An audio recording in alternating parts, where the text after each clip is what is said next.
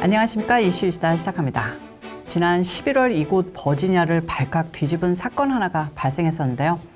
매사추세츠주 연방검사실이 불법 성매매 활동과 관련한 강요 등 혐의로 매사추세츠주에 거주하는 41세 한국인 이하나 씨와 유학생인 30세 이준명 씨, 68세 제임스 리 씨 등 3명을 조직적 성매매 알선 혐의로 체포해 재판에 넘겼다고 발표한 바가 있습니다.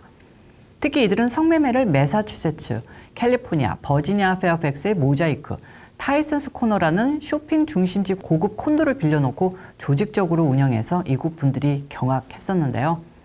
특히 이곳에는 정치인들과 군인들, 변호사, 검사들도 엄청나게 많이 거주하고 있고 연방검찰이 한국인답게 깨알같이 적어놓은 성매매 장부와 손님 기록을 입수해 많은 이들이 벌벌 떨었습니다.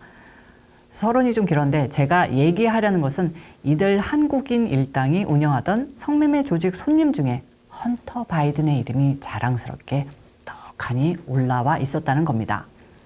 이 같은 사실은 어제 LA 매거진이 특종 보도했습니다.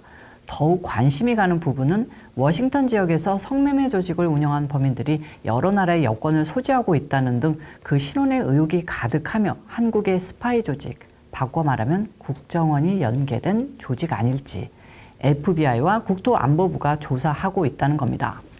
국정원이 수도 워싱턴 DC 근처의 최고급 한인 성매매 시설을 비밀리에 운영하면서 거기에 드나드는 고위급 인물들, 정치인, 군인, 연방 공무원들을 포섭하거나 이용하려 했다는 게 밝혀진다면 이게 사실이면 외교적 파문을 넘어서 거대한 스캔들의 시발점이 될 수도 있겠죠.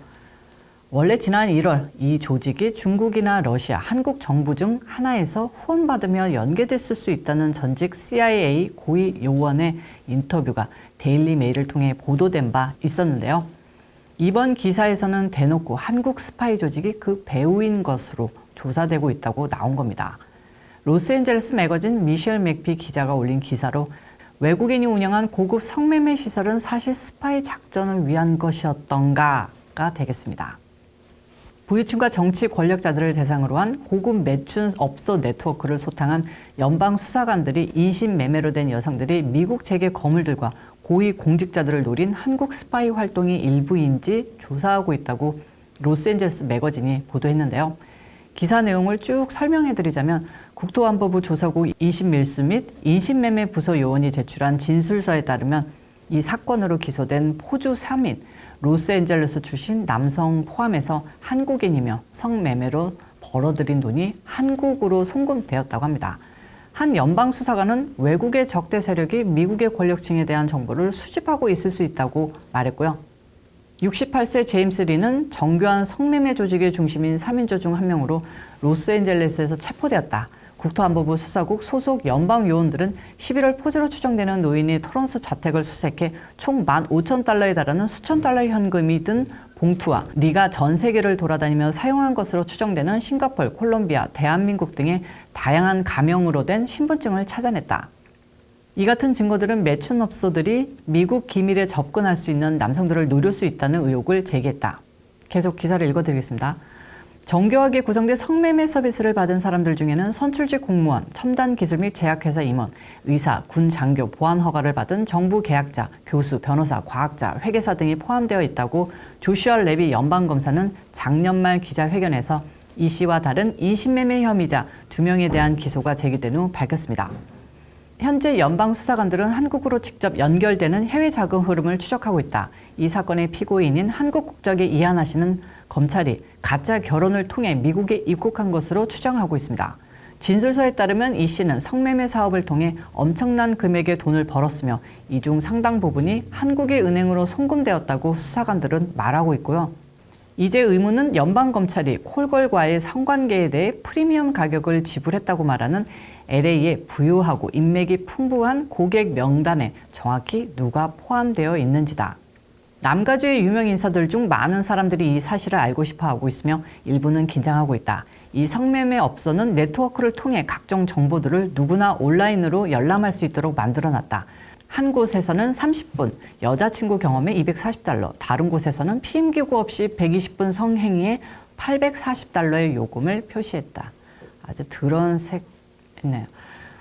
이들은 의사, 변호사, 회계사, 선출직 공무원, 하이테크 기업 및 제약회사의 임원 등 다양한 직업을 가지고 있다. 어떤 직업군이든 이 성매매 사건에 연루돼 있을 것이라고 레비는 말한다. 검찰은 이 명단에 할리우드 인사들도 포함되어 있다고 확인했다고 나와 있습니다. 1993년 하이디 플라이스 유명 스타들의 성매매 알선책으로 유명한 LA 소아과 의사의 딸이자 배우 톰 시즈모어의 오랜 여자친구였던 그 여성이 체포된 이후 이 작은 블랙북에 대해 이렇게 많은 소문이 돌았던 적은 없다. 검찰은 논평을 거부했지만 그중 한 명이 헌터 바이든이었을 수도 있다고 쓰여져 있는데요. 정부는 언제 보스턴에서 LA로 날아온 아시아 여성들과 성매매에 가담한 남성들의 이름을 밝히고 기소할까? 검찰은 아직 수사가 초기 단계이므로 기다려달라고 했다고 쓰여져 있습니다. 지난달 매사추세츠 대법원은 성매매 고객 28명의 이름 공개를 위한 법적 소송에서 13명의 성매매 고객들이 선임한 변호사가 그들의 평판이 훼손될 수 있다고 주장한 후 공개를 연기한 바 있다. 변호사들은 법원에 제출한 서류를 통해 형사 절차가 시작되기도 전에 그리고 자신을 방어할 기회도 갖기 전에 남성의 이름과 평판이 훼손될 것이라고 주장했다. 다른 이들은 이들이 인신매매 조직으로부터 성을 사서 범죄를 저질렀다는 증거가 있기 때문에 신원을 공개해야 한다고 주장하고 있다. 이 사건을 기소하고 있는 연방검사 레비는 고객들의 신원이 밝혀지길 바란다고 말했고요. 조슈아 레비 매사추세츠 검사장 직무대행은 성매수자들은 온라인으로 신분증 사진과 직장 정보, 신용카드 정보를 제공해야 했으며 매달 회원비를 내기도 했다라고 말했습니다. 성매수자와 관련한 수사는 현재 진행 중이라고 연방검사실은 밝혔습니다. 기사 내용은 이렇게 보도가 됐습니다. 이 기사의 핵심은 현재 FBI와 연방검찰이 이 성매매 조직이 한국의 국정원과 연관된 것 아닌가 조사하고 있으며 고객 중에는 헌터 바이든도 있다는 겁니다. 그리고 성매매 현장에 몰카를 설치해서 미국 고위층과 한국 여성들과의 성행위가 녹화됐으며 이를 미끼로 각종 비밀 정보들이 거래됐을 가능성이 있다는 것이죠. 엄청난 파문이 예상되는데요. 오늘의 영상은 여기까지고요. 시청해주셔서 감사합니다. 저는 다음 영상에서 찾아오도록 할게요. 안녕히 계세요.